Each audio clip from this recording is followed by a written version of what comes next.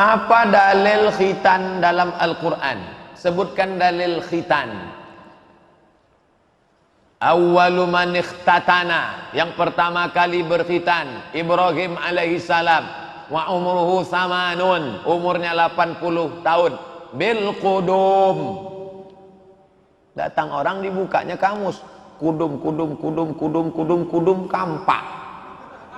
Nabi Ibrahim berkhitan 80 tahun pakai kampak. Akhirnya Cina-Cina yang di bawah mendengar takut, lari mereka, hanya pakai kampak lah. Padahal coba tengok syarah Sahih Muslim. Apa kata Imam Nawawi dalam kitab Al-Minhaj syarah Sahih Muslim Ibn Al-Hajjaj? Bil qudum. Nabi Ibrahim berkhitan umurnya 80 tahun di sebuah kampung bernama Kudum.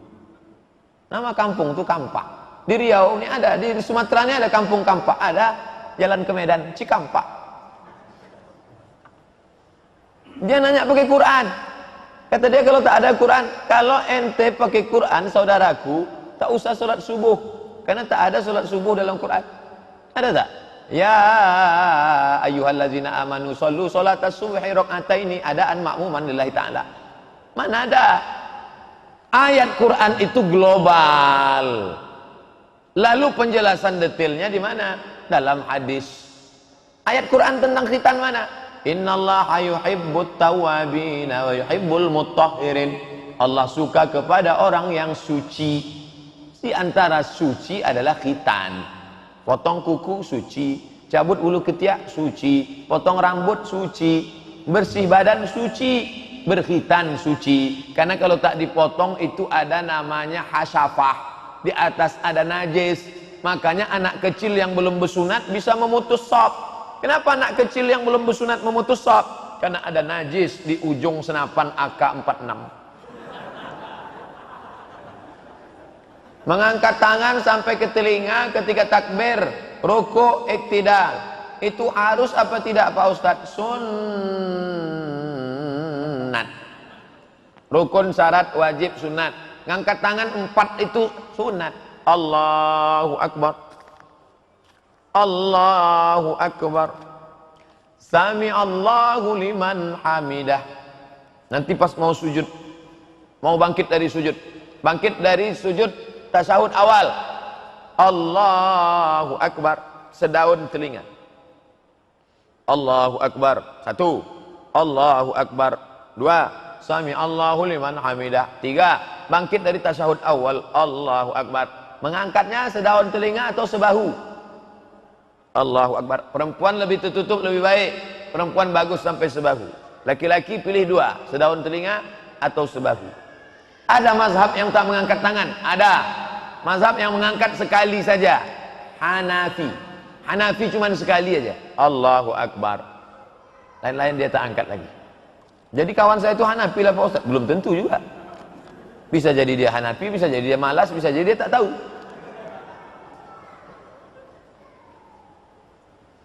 Masalah akibat zina, kata Ustadz, diantaranya anak tak boleh pakai bin.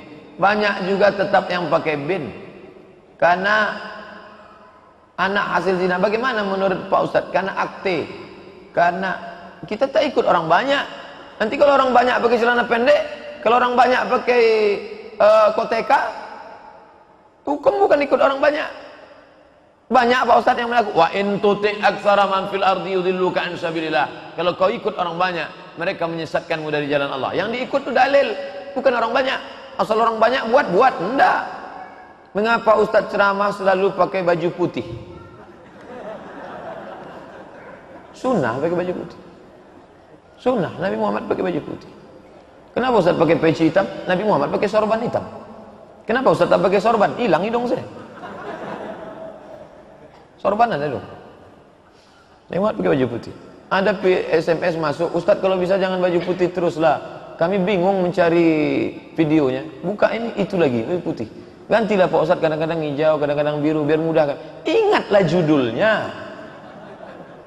Jangan baju saya suruh robah. Judulnya ingat. Judul pengajian tuh ingat. Saya pula suruhnya ganti baju. Bagus, anak-anak muda ini sedang semangat, bagus. Ustaz, bolehkah laki-laki kencing berdiri? La yabulanna ahadukum qa'iman. Jangan kalian kencing berdiri. Ada tak hadis yang menyebut Nabi kencing berdiri? Ada, satu hadis. Sekali seumur hidup. Cara mencarinya di mesin pencari hadis, sin ba alif to ta marbutoh. Sin ba alif to ta marbutoh. Subatoh. Subatoh artinya tempat penumpukan sampah. Nabi pernah kencing di tempat penumpukan sampah berdiri. Darurat, tak ada tempat. Berdasarkan ini, menurut ulama fikih Hanafi, Maliki, Syafi'i, Hambali, kencing berdiri itu hukumnya makruh. Tapi afdal jongkok. Menurut ilmu kesehatan, kalau jongkok habis dia tumpah. Tapi kalau berdiri ada tersisa sikit. Tersisa,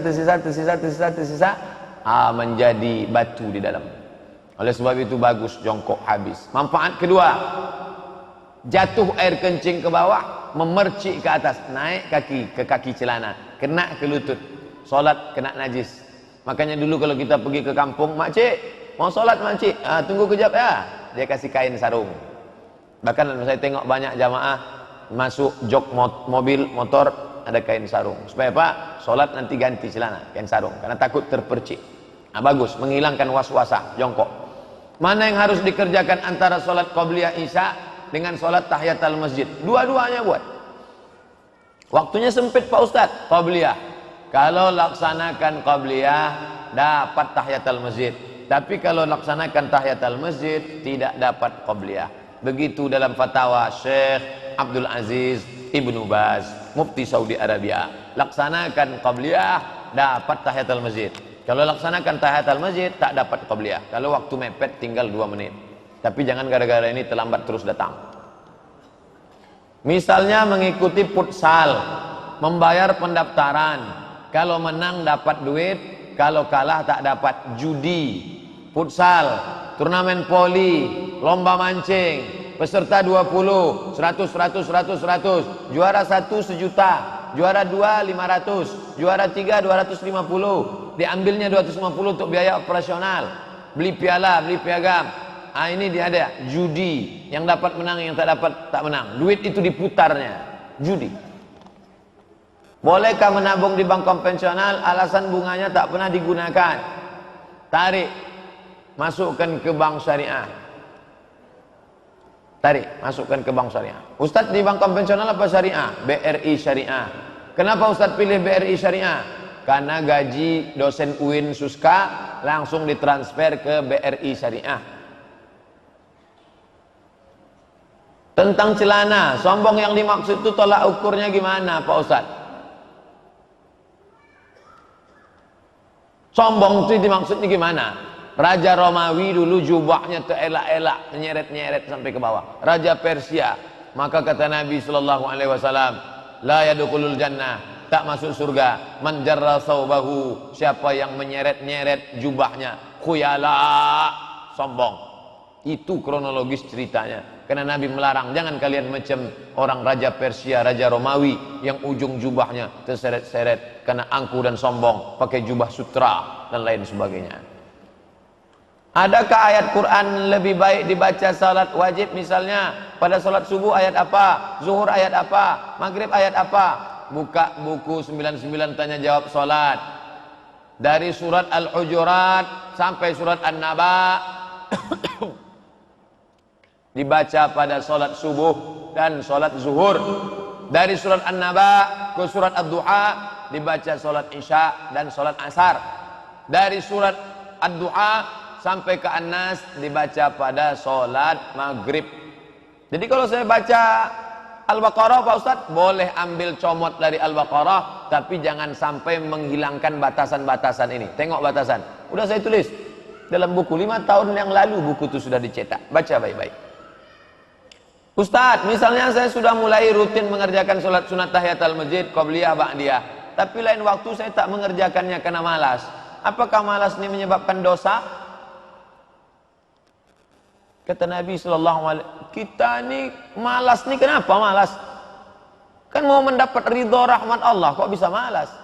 Berarti kita masalah dosa tak dosa ini sunat. Sunat itu tak berdosa, tapi akhlaknya kepada Allah.